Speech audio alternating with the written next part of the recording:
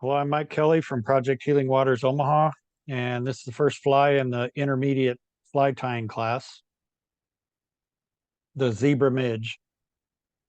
It's a relatively very easy fly, um, but based on the size of the hook and then the material we're going to go over for thread control and thread discussion, um, that's going to make it a little bit more worthy of an intermediate class. So the Zebra Midge fly pattern was developed by Ted Welling in the 1990s.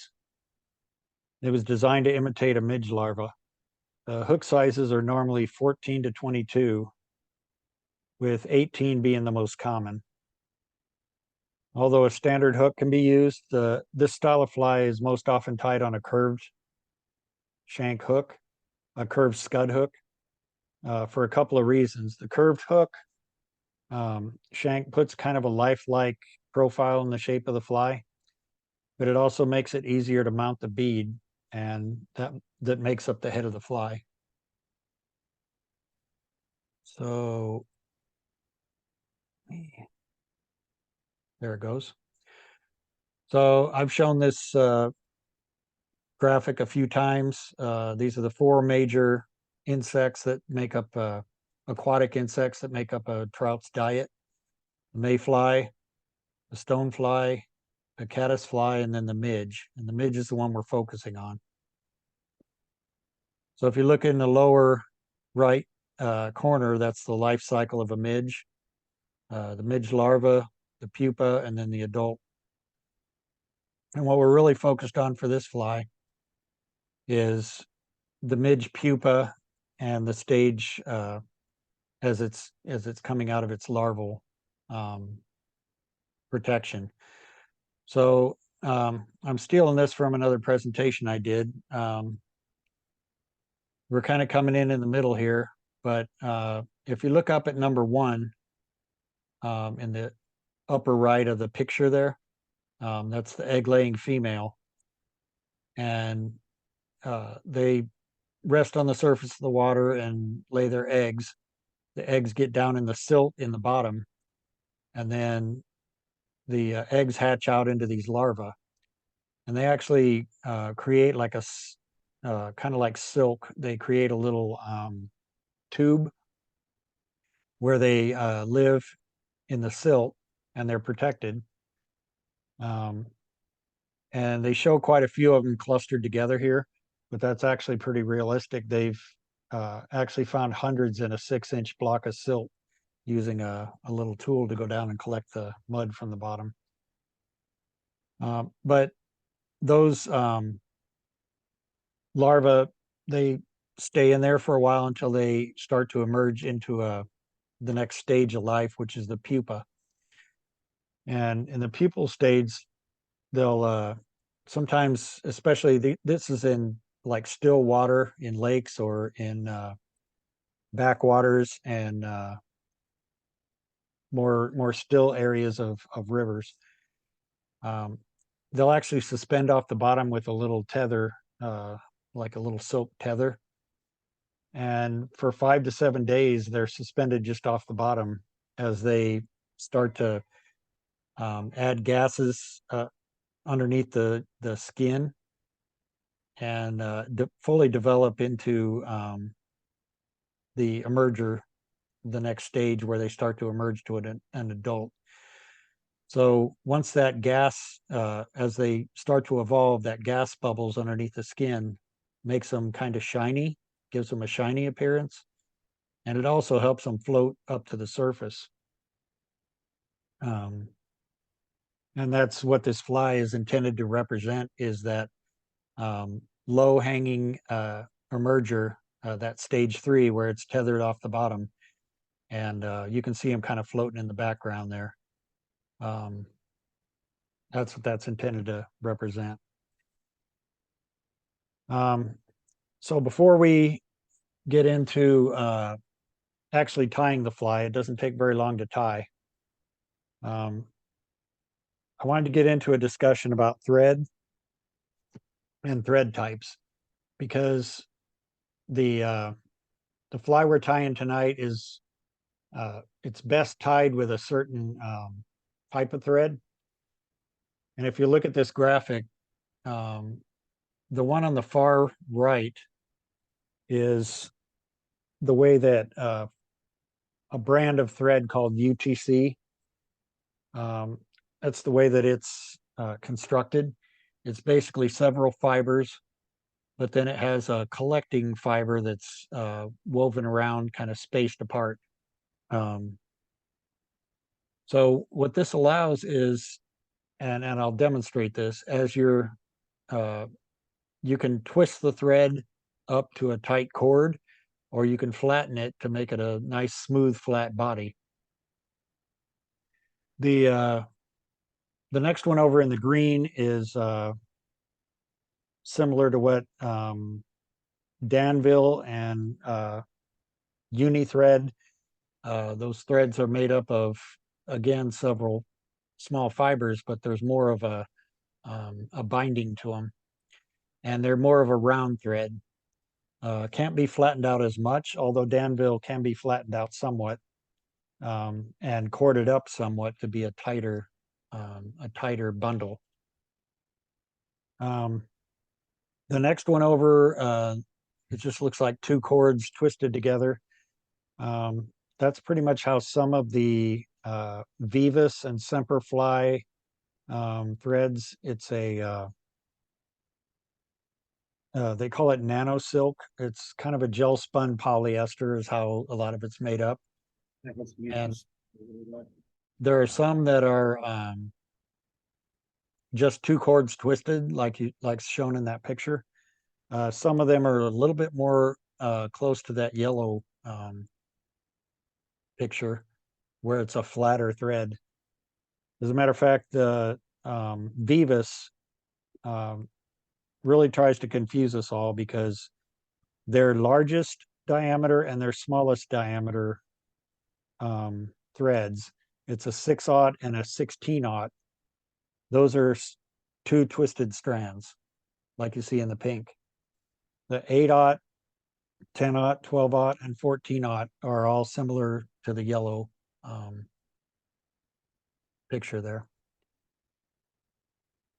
There's also Kevlar thread. It pretty much comes in one size. It's a 200 denier, and we'll get into some of that just in a small detail here. Denier is more of a weight of a certain length of the thread. Kevlar is very strong, obviously, and it's best used for bass bugs, large streamers where you need a lot of really tight strength. It is pretty bulky, though. There's also monofilament in a few different sizes. It has limited uses. Obviously, if you tie off a head, sometimes it'll slip because monofilament is pretty slick. But it is clear, and it's good for heads on certain streamers and stuff like that, where you want a kind of a clear head. But you really have to watch the twist on that thread. And then there's also silk thread. So this is mostly to confuse you, but just to show you that trying to figure out comparisons between threads, what thread you want to use for a certain hook size, it really gets into a lot of detail. You can have a similar denier, which is, again, it's the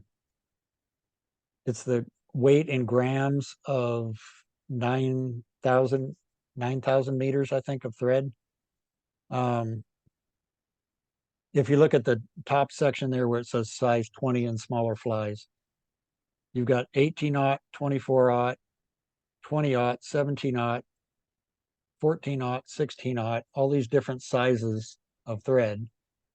But if you look at the weight, they're all very similar in weight. But then if you look at the strength of the thread, um, you've got GSP is like over 25, whatever their measurement is there. I'm not sure. Um, but you've got some that are 3. So if you, the best thing, there are some rules of thumb, and that's the point of most of my discussion today is for a fly where you're trying to get a smooth thread body, a flatter thread is a good choice.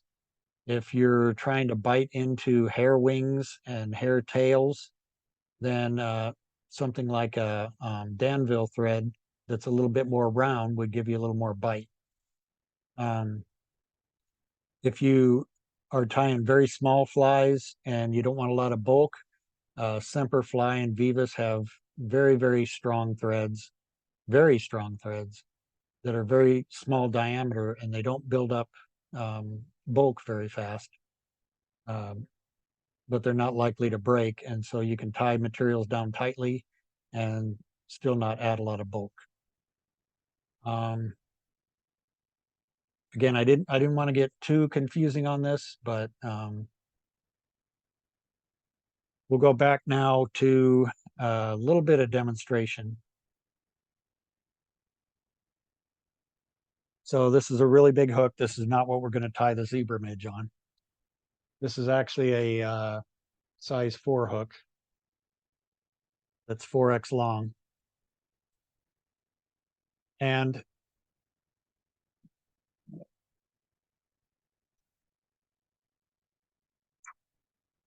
come around here and do some demonstrations with this thread. Now, I'm going to start the thread with what they call a jam knot. So I'm coming around. So I put a little bit of an angle here, and then I take a wrap and maybe even a second wrap. And now when I cross back over that, that's going to kind of hold that down so it's not slipping out of my, slipping on the hook shank. And then as I start wrapping backwards, I'm holding this piece of thread at an angle so that as I hit that angle, that pushes the thread wraps close together. So I can do several wraps quickly here and do side by side wraps down the hook shank. And that's because I'm holding this thread tight and it's pushing that thread up against the wrap previous to it. Now, if you look at I don't know if you can see that in the picture. I think you can. You can see how that thread is now twisted. It started off flat and now it's twisted. And if I let go of the bobbin holder, I'll zoom out a little bit here if I can. You can see it's spinning there. And you can see the twists coming out of it. And now it's pretty much flat. Okay. Now, if I was trying to do a smooth body, I would want a flat thread. So as I make these wraps, not only is it wider, like in width, but it's also very flat. So if there's any imperfections at all on the wraps underneath it, those flat wraps are going to fill in there. But now you can see I'm starting to build more twist. Well, the more you wrap in a counterclockwise direction here, the more I'm putting in a clockwise direction here. If you were looking at the eye of the hook, so 12 o'clock would be up, 6 down, 3 over here, and 9 over here. As you make those wraps, it puts a counterclock or a clockwise spin in the thread. So if I want to flatten it, I can take my bobbin holder and spin it counterclockwise as if I was looking down on it. And that's going to flatten out that thread. Now, obviously, if I take it and I really spin it a lot, I'm going in the opposite direction and I'm cording it up again. So you have to kind of be careful. You can't just sit there and spin on it. But I wanted to make a point of the flatness of thread. So that you can look right there, it's very flat. You can see the shine and everything, that's pretty flat. Okay. So if I wrap back across it like this, it's not building a lot of bulk and it's making a smooth thread base. Okay. Now I'm going to just go ahead and make some wraps here. And I'm going to come back this way. So now I know I've got quite a bit of twist in there. So if I want to wrap a material onto the hook, okay, I put my material there and then I relax my thread a little bit. Look what happens to the thread. It's going off away from the material. Okay. And that's because of that twist. So if I spin my thread in a counterclockwise direction, as if I was looking down on it, now it goes back toward my finger. You see that? So if you think of, if you're familiar with furling of materials, if you completely relax it, it'll all twist together like that. Um, if there's a lot of clockwise spin and you go to relax it, it's going to spin back that way. If you spin it back in the opposite direction, now it's going to spin back that way. And that becomes very helpful if you're tying a material on and you want it to come back toward it. That thread's going to go back toward your material and let you tie it down. If I was trying to tie that and my thread was spun the other way, which is when I make my wraps like this, it automatically puts that twist in there. Now, when I want to tie that material down, it's going to jump back the opposite direction and I'm going to have a little bit of trouble there.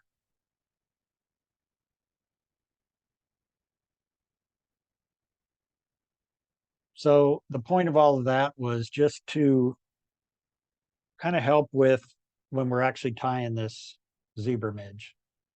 So I'm going to cut that loose. I'll clean that hook off later.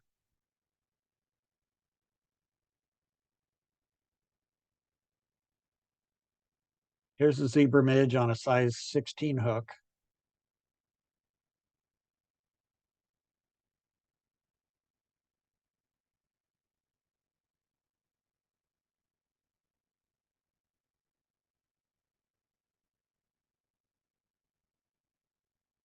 And it's basically thread with wire wrapped on it for a rib.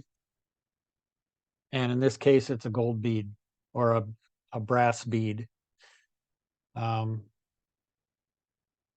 zebra midge was originally tied with a silver bead and silver wire. You can use a copper bead and copper wire. You can mix wire colors. If you can find a small diameter wire like that, you can use any color of wire you want. And you can use any color of thread you want. The original intent was for this to be a midge larva, a midge pupa, but it can also be very small nymphs like, say, a blue wing olive. If you did this with an olive body, um, you could imitate a small nymph. Now, another way they do the zebra midge is with a little bit of a collar. That's a peacock collar, and I could do that if there's time. Some people will use different kinds of dubbing for that as well. So for the materials for this fly,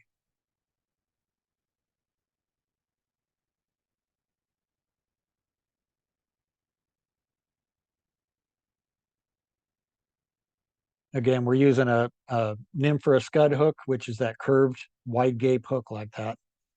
I'm going to demonstrate it with black tying thread. The rib is silver wire. The thorax or a collar is optional. You could use peacock herl or ice dub or any other dubbing. And then the head is a silver bead. The collar is pretty much on this fly is black thread. You could put a hot spot with some pink or orange thread or red, but it's pretty much just a style of flies. So for the materials,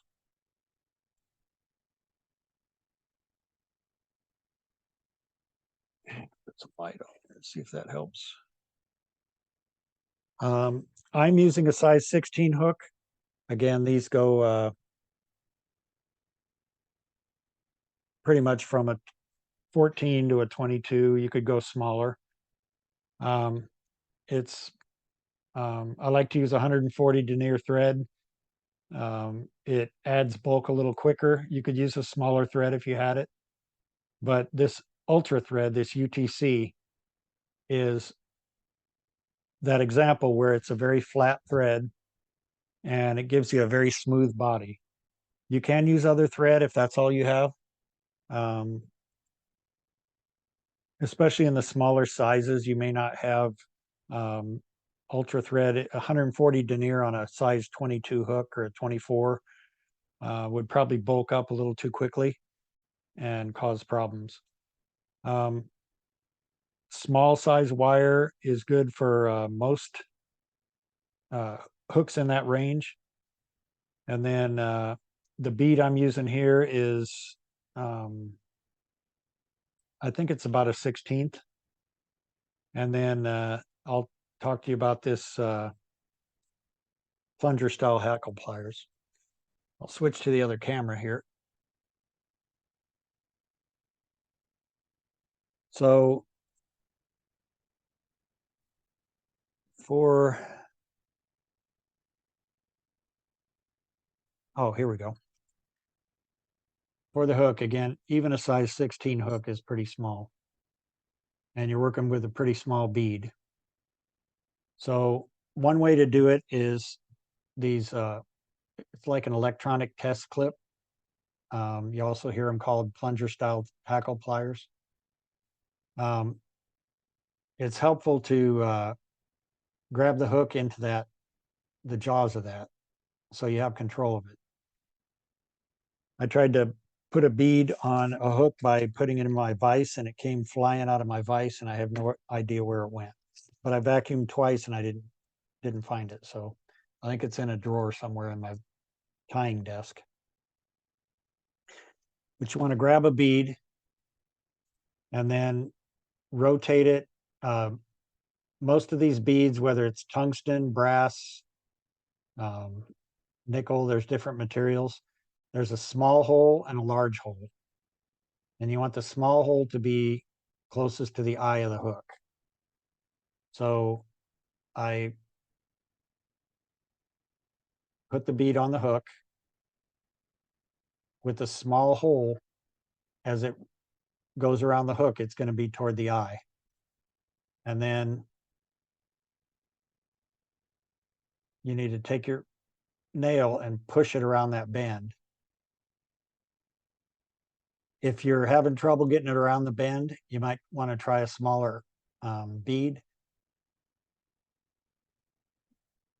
And then you can place it in the jaws of the vise. And there's your bead.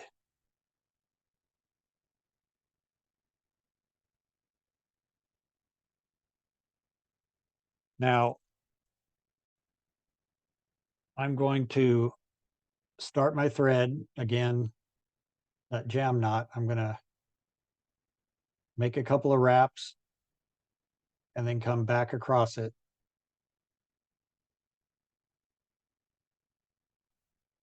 And then I can go ahead and cut the tag end free. Now,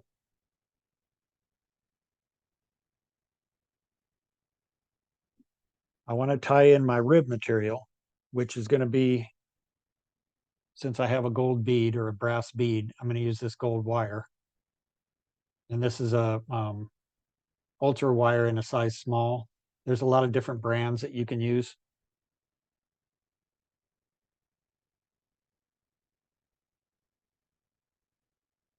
The purpose of the wire is to give segmentation in the body, give a little bit of flash. If you remember the presentation that I gave, a midge's body has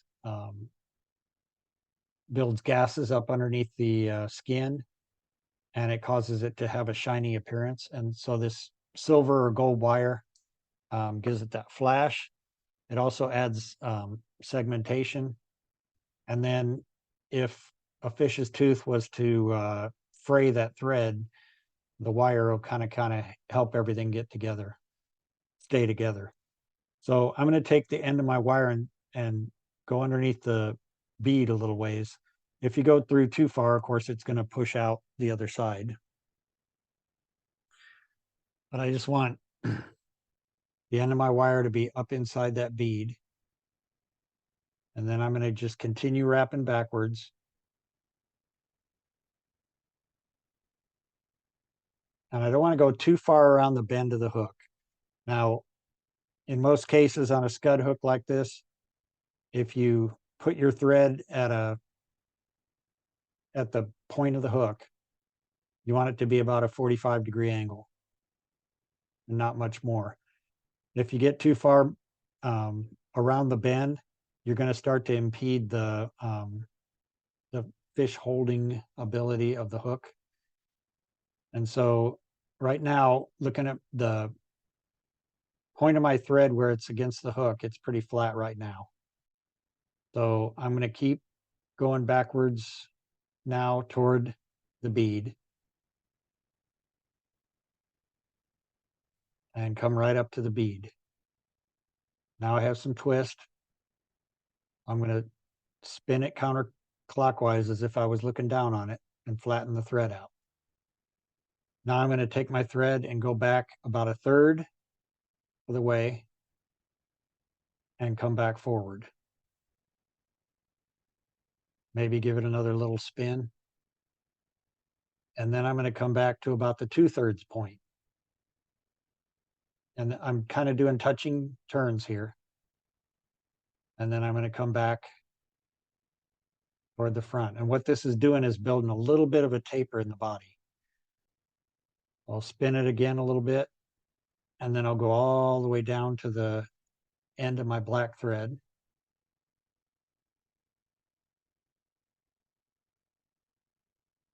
Give it another spin. Trying not to hit that hook point.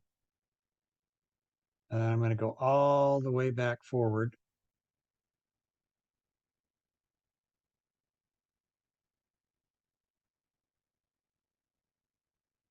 And I'll take a look at it. I've got a pretty good taper to my body there.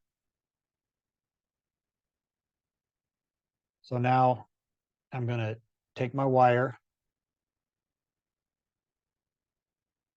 and then I'm going to do spaced wraps up the body.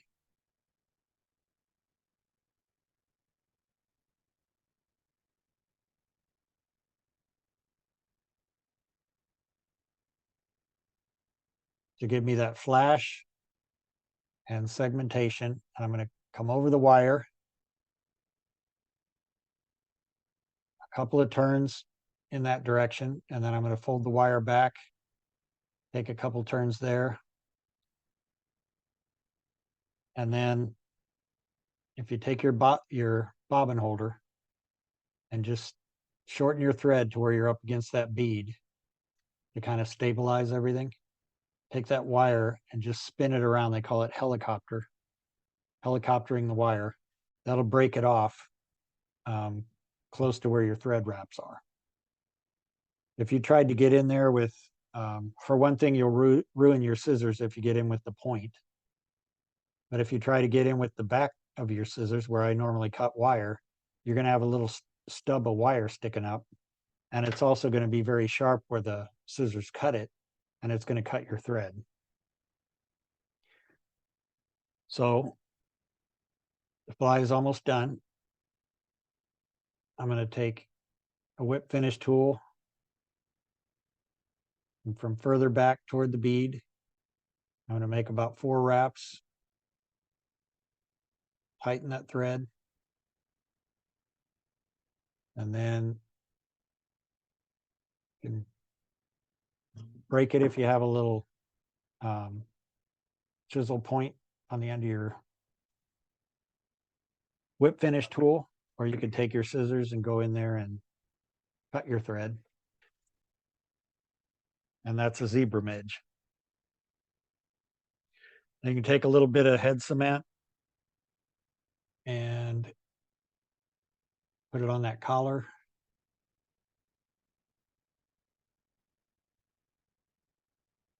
Kind of spin that around. And that'll make it almost bulletproof. It is a thread body fly, and after you catch about 6 or 7 trout on that, it's going to be pretty much shredded. But if you catch 6 or 7 trout on it, you're going to be pretty happy. So